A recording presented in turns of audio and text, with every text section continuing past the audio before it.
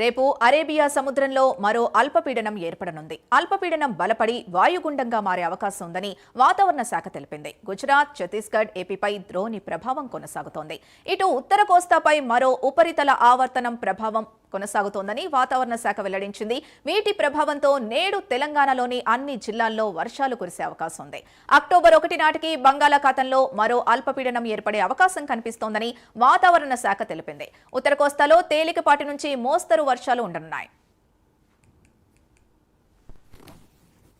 ఇదే అంశానికి సంబంధించి పూర్తి డీటెయిల్స్ మా ప్రతినిధి చంద్రశేఖర్ అందిస్తారు. చంద్రశేఖర్.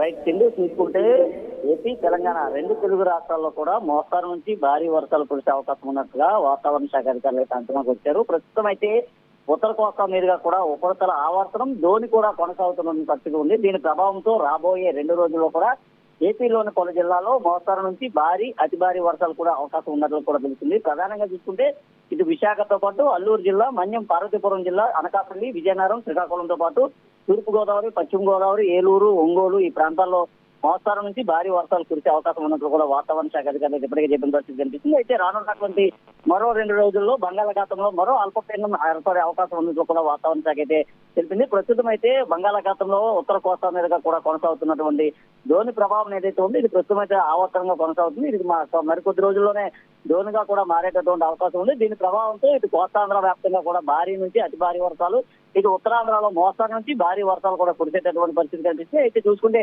గత 2 రోజులుగా కూడా విశాఖ, అలాగే అల్లూరు జిల్లా, అనకాపల్లి ప్రాంతాల్లో కూడా కొన్ని ప్రాంతాల్లో మోస్తారు నుంచి భారీ వర్షాలు కురిస్తాయి. మరికొన్ని ప్రాంతాల్లో చూసుకుంటే చిరుజల్లు కూడా పడినటువంటి పరిస్థితి ఉంది. ఉరుములు, మెరుపులతో కూడినటువంటి పిడుగులు కూడా నిన్న మలకాపురం ప్రాంతంలో కూడా చోటు చేసుకున్న పరిస్థితి ఉంది. అయితే ఆ పక్కన ఎవరు కూడా లేకపోవడంతో ప్రాణాపాయం తప్పిందని చెప్పుకోవచ్చు. ముఖ్యంగా చూసుకుంటే ఇక్కడ ఉన్నటువంటి వాగులు, వంకలన్నీ కూడా పూర్తిగా పొంగి ప్రవహిస్తున్న పరిస్థితి కనిపిస్తుంది.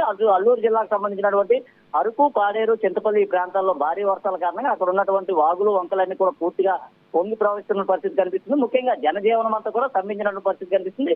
చూసుకుంటే మరో 2 రోజుల్లో ఇటు కోస్తాంధ్ర, రాయలసీమతో పాటు ఇటు 2 తెలుగు రాష్ట్రాల్లో కూడా భారీ వర్షాలు కురిసే అవకాశం ఉన్నట్లు కూడా వాతావరణ శాఖ అధికారులు అయితే అంచనాకు వచ్చి ఈ నేపథ్యంలోనే రాష్ట్ర విపత్తుల శాఖ కూడా పూర్తిగా ఆయా ప్రాంతాలు ఏవైతే ఉన్నాయో ముందస్తుగానే గుర్తించాలంటూ అధికారులకు ఆదేశాలు కూడా జారీ చేసినటువంటి పరిస్థితి కనిపిస్తుంది. ముఖ్యంగా ముంపు ప్రాంతాలు ఏవైతే ఉన్నాయో ముంపు ప్రాంతాలను గుర్తించి అక్కడ ఉన్న వారందరినీ కూడా సురక్షిత ప్రాంతాలకు తరలించే విధంగా కూడా అన్ని ఏర్పాట్లు చేయాలంటూ కూడా చెప్పిన పరిస్థితి అయితే కనిపిస్తుంది.